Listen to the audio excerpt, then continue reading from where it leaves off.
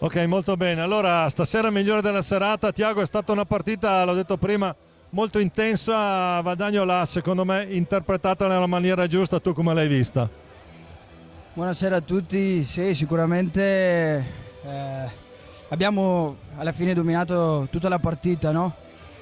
Abbiamo lavorato bene per questa settimana, è stato un momento difficile per noi dopo la sconfitta contro Trissino, dopo il pareggio contro Forte dei Marmi e cioè, noi il gruppo volevamo arrivare qua e vincere. Sì, qualcuno aveva detto che stavamo attraversando un momento difficile. Direi che stasera una bella risposta sul campo, 8-4 a Folloni, che non è proprio da buttare via.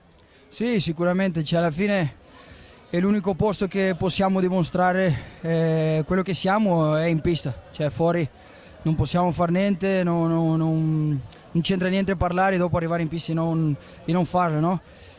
Stiamo dimostrando poco a poco, manca ancora, manca il più importante e dobbiamo prepararnos per quando arriviamo in pista a fare quello che sappiamo fare meglio. Molto bene, grazie Tiago, il mio diablito. A presto, forza Valdagno.